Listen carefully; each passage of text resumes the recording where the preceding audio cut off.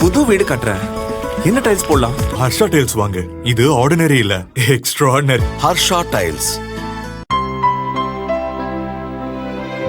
இனிமே கண்ணை மூடிட்டு கடலை எண்ணெய் வாங்கலாம். ஏன்னா மந்த்ரா கடலை எண்ணெய் இதயத்தின் தயாரிப்பு. வறுக்க பொரிக்க ஏன் எல்லா சமையலுக்கும் மந்த்ரா தான். மந்த்ரா கடலை எண்ணெய், அபார ருசி, ஆரோக்கியமான உடல் நலம்.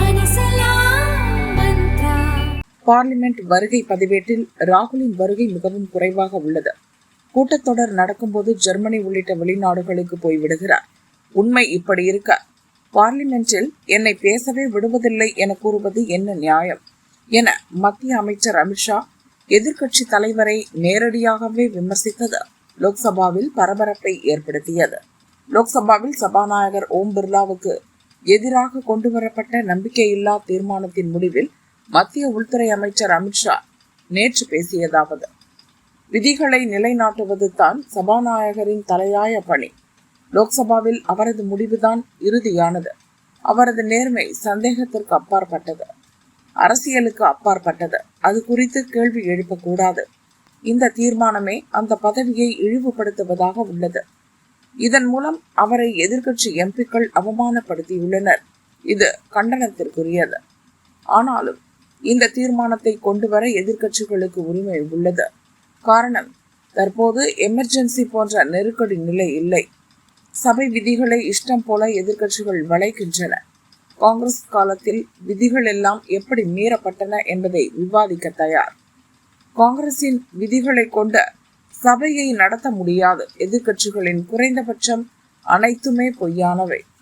பார்லிமெண்ட் பேசுவதற்கு நேரமும் வாய்ப்பும் கிடைக்கும் போதெல்லாம் எதிர்க்கட்சி தலைவர் ராகுல் வெளிநாடுகளுக்கு சென்று விடுகிறார். நாங்கள் என்ன செய்வது?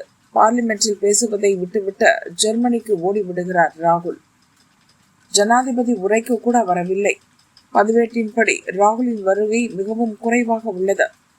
அரசியல் அமைப்பு சட்டப்பிரிவு 370 நீக்கம் உள்ளிட்ட முக்கிய மசோதாக்கள் மற்றும் முக்கியமான விவாதங்கள் நடந்த போதெல்லாம் ராகுல் பங்கேற்கவில்லை.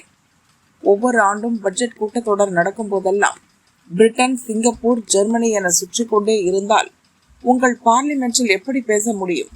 வெளிநாட்டில் இருக்கும் உங்களுக்காக வீடியோ கான்ஃபரன்ஸ் மூலமாக பேச வாய்ப்பு ஏற்படுத்தி தர முடியும். உண்மை இப்படி இருக்க பார்லிமெண்டில் பேசுவதற்கு உங்களை யார் தடுத்தது? நாங்கள் உங்களை தடுத்தோம் என்று கூறினார். அது எப்படி நியாயமாகும்?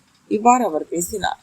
லோக்சபா எதிர்க்கட்சி தலைவர் ராகுல் பேசியதாவது: இந்த சபையில் ஒவ்வொரு முறையும் நான் எழுந்து பேசும்போதெல்லாம் சபாநாயகரால் தடுக்கப்படுகிறேன். நான் சில அடிப்படை கேள்விகளைத்தான் எழுப்பினேன். நாட்டு நலனுக்கு எதிராக பிரதமர் முற்றிலுமாக சமரசம் செய்து கொண்டு விட்டார். வரலாற்றிலேயே எதிர்க்கட்சி தலைவர் பேசுவதற்கு ராகுல் மறுக்கப்பட்டுள்ளது.